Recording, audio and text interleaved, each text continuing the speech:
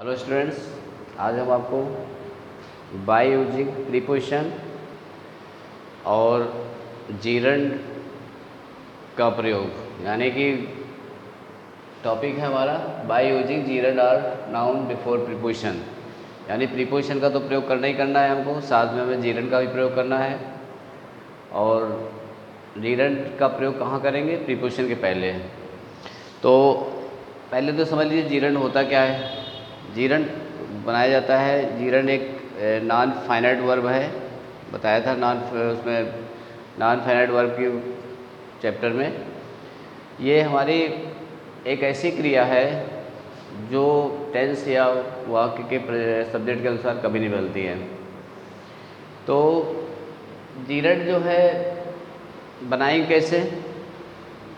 जो भी क्रिया होती है, मुख्य क्रिया रोना, सोना, जागना, उठना, बैठना, उसी के फर्स्ट बार में आप आईएनजी लगा दीजिए तो हमारा जीरंड बन जाता है। लेकिन एक चीज़ और हमको ध्यान रखना होता है कि जीरंड का प्रयोग हम कहाँ करेंगे। जीरंड का प्रयोग एज ए सब्जेक्ट यानी नाउन के रूप में किया जाता है, या नाउन के रूप में जब करेंगे तो इसका प्रयोग या तो सब्जेक्ट के रूप में होगा या तो ऑब्जेक्ट रूप में होगा। और इसको जब हिंदी में इसका अर्थ निकालेंगे तो क्या निकलेगा? नानी ने।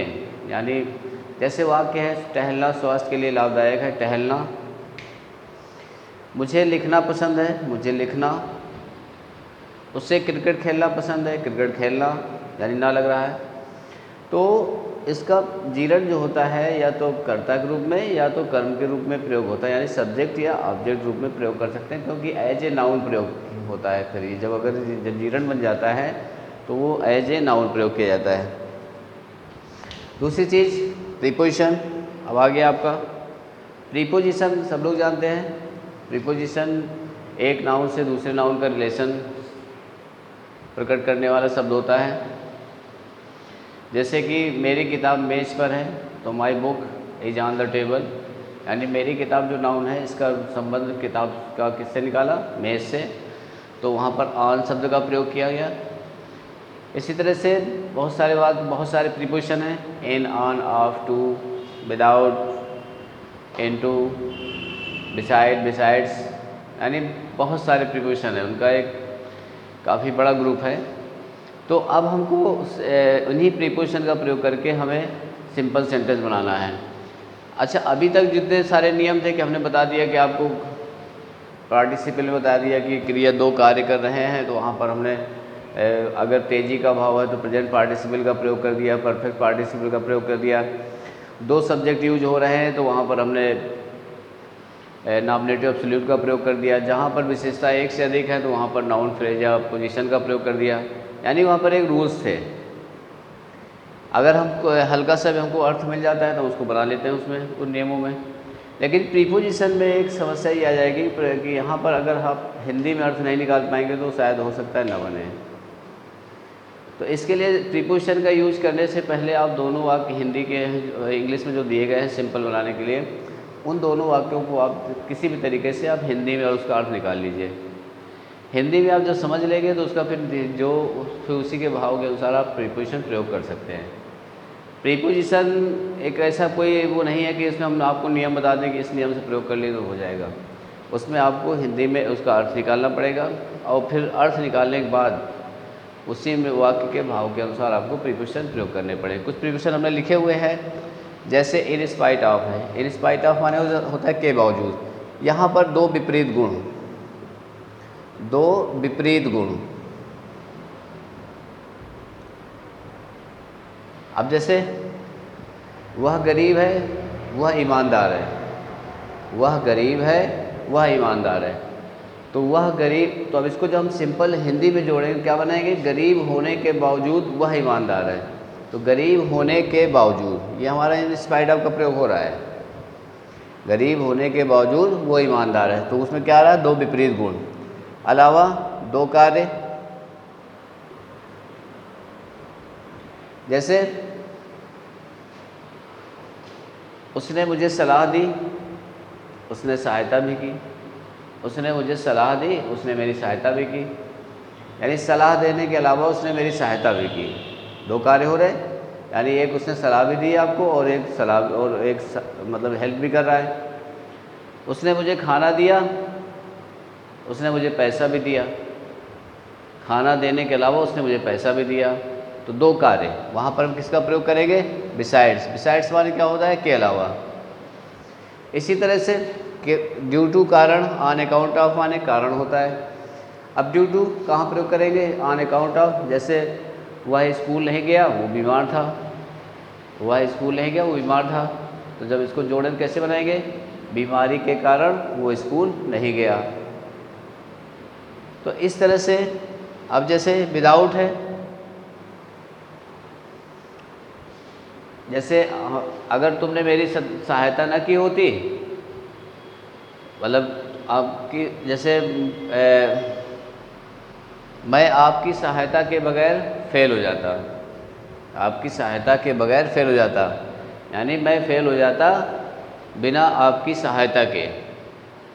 तो वहाँ पर बिना, बगैर, फॉर के लिए, और कहीं पर कीमत के लिए भी प्रयोग करते हैं। जैसे मैंने पेन खरीदा 5 रुपये का, तो I bought a pen for 5 rupees. तो इस तरह से प्रीपोजिशन का प्रयोग करना है। प्रीपोजिशन का प्रयोग करने के लिए अगर हमें हिंदी में अर्थ नहीं निकलेगा तो हो सकता है थोड़ी समस्या हो जाए। तो इसका ये बहुत वो है कि मतलब इसका एक महत्वपूर्ण हिस्सा है कि अगर हम उसका अर्थ निकाल लें तो हमें आसानी हो जाएगी और हमारे आसानी से हम सिंपल बना लेंगे। अब जैसे लिखा हुआ है I bought a pen, I gave 5 rupees for it.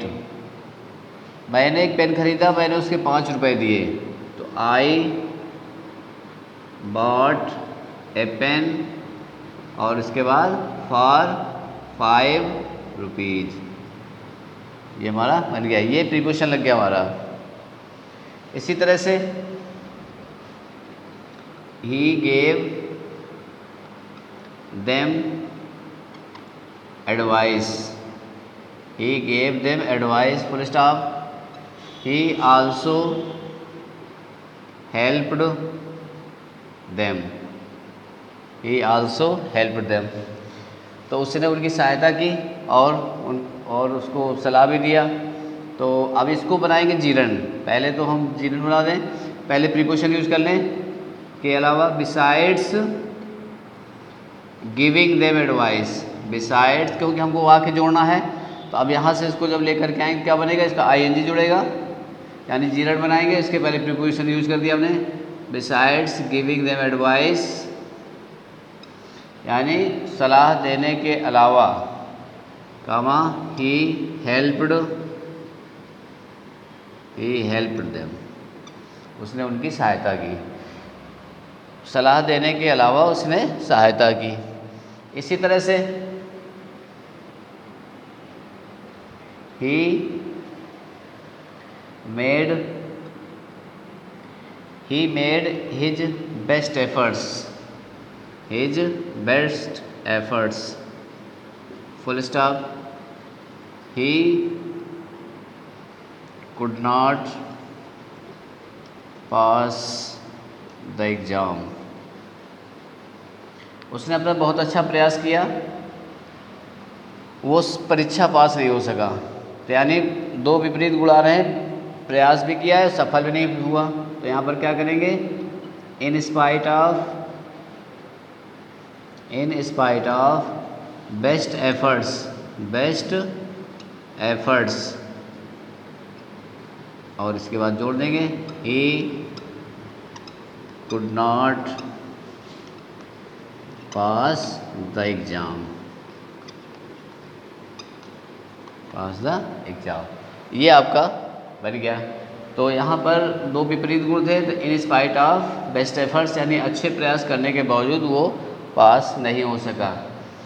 तो इस तरह से हमको प्रयोग करना है प्रीपोजिशन का। प्रीपोजिशन का अर्थ निकलना चाहिए, मतलब उसमें वाक्य का अगर हिंदी में अर्थ निकल आएगा तो आसानी से बन जाएगा, और वरना थोड़ा सा दिक्कत होगी। और देख लीजिए क्या था बात, he could not come, he was ill, वो नहीं आ सका, वो बीमार था। तो इसको कैसे बना देंगे? Due to illness, comma he could not come, बीमारी के कारण वो नहीं आ सका। तो इस तरह से बनेगा वाक्य। यहाँ पर कारण का अर्थ निकल रहा है तो हमने ड्यू टू लगा दिया। यहाँ पर ऑन अकाउंट ऑफ भी लगा सकते हैं, on account of illness he could not कम। तो इस तरह से हमें प्रीपोजिशन का प्रयोग करना है। और अगर किसी वाक्य में दो कार्य किए जा रहे हैं, जैसे ऊपर वाला वाक्य था गिविंग देम एडवाइस में, तो वहाँ पर हम कार्यों को एक जीरंड में कन्वर्ट कर लेंगे और उसके पहले प्रीपोजिशन का प्रयोग कर लेंगे। तो यानी प्रीपोजिशन के बाद जीरंड लगेगा। तो कुल मिलाकर ये समझ लीजिए कि जब भी हम प्रीपोजिशन का प्रयोग करेंगे तो पहली बात तो उसका अर्थ आना चाहिए आपको। अब जैसे वाक्य लिखा है I saw a snake full stop the snake was under a tree. मैंने एक सांप देखा, सांप पेड़ के नीचे था। तो अब इसमें देखिए दूसरे वाक्य में अंडर ए ट्री लिखा हुआ है, प्रीपोजिशन दिया हुआ है। तो प्रीपोजिशन जब दिया हुआ है तो कोई समस्या नहीं है, बस उसे जोड़ दीजिए, I saw a snake under a tree. इसी तरह से ही रोट ए बुक, उसने एक किताब लिखी। इसका दूसरा वाक्य the book was on translation, किताब किस पर थी? ट्रांसलेशन के ऊपर थी। तो उसमें भी प्रीपोजिशन लगा हुआ है, ऑन लगेगा, ऑन से उठा लेंगे हम। तो he wrote a book on translation. इसके बाद जैसे वाक्य है my brother is ill he has a high fever. My brother is ill he has a high fever. तो जहाँ पर बुखार वगैरह बीमारी वगैरह दी है तो वहाँ पर विद से जोड़ देंगे। तो he my brother is ill with high fever, with से जोड़ दिया। कहीं पर कीमत आ रही है, I bought a watch, I paid ₹500। तो I bought a watch for ₹500। तो इस तरह से हमको प्रीपोजिशन बनाने हैं, प्रीपोजिशन मतलब प्रयोग करने हैं। जब हम वाक्य का अर्थ निकाल लेंगे तो बहुत आसानी से बन जाएंगे, और वरना कहीं इधर उधर हो जाएगा तो अर्थ नहीं निकलेगा। तो इसलिए प्रीपोजिशन का भी नॉलेज होना चाहिए आपको। और वाक्य दोनों हिंदी में अर्थ निकाल लीजिए, इसके बाद जो उसमें सुटेबल प्रीपोजिशन है उसको लगा दीजिए, आपका वाक्य कंप्लीट हो जाएगा। और अगर कहीं पर जीरंड का प्रयोग करना है तो उसको जीरंड बना दीजिए और उसके पहले आप प्रीपोजिशन यूज़ कर दीजिए, तो आपका वाक्य कंप्लीट अर्थ निकल आएगा। तो ये था आपका प्रीपोजिशन के प्रयोग से सिंपल सेंटेंस बनाना। इसके पहले हमने आपको participle, infinitive, nominative absolute, noun phrase in opposition, adverb, adverbial phrase, इनके प्रयोग से हमने आपको सिंपल सेंटेंस बनाना आपको बता दिया है। तो हमें उम्मीद है कि आपको ये समझ में आ गया होगा नियम। बहुत आसान सा था, बहुत सा ईजी था, इसमें कोई वैसे नियम नहीं है, केवल हमको थोड़ा सा अर्थ निकाल करके प्रीपोजिशन का प्रयोग करना है और कुछ नहीं करना उसमें। और प्रीपोजिशन का प्रयोग करते समय हमें ध्यान रखना है कि उसका अर्थ क्लियर निकले, और ऐसा नहीं कि लगाना है कुछ, लगा दिया कुछ तो वो गड़बड़ हो जाएगा। तो जो सुटेबल प्रीपोजिशन हो उसको आप प्रयोग करके वाक्य को सिंपल बना दीजिए। तो ये उम्मीद है कि आपको ये वीडियो पसंद आएगा और आपको नियम भी समझ में आ गए होंगे। अगर आपको पसंद आ गया है, अगर आपने चैनल नहीं सब्सक्राइब किया तो आप चैनल सब्सक्राइब करिए और इसको लाइक करिए।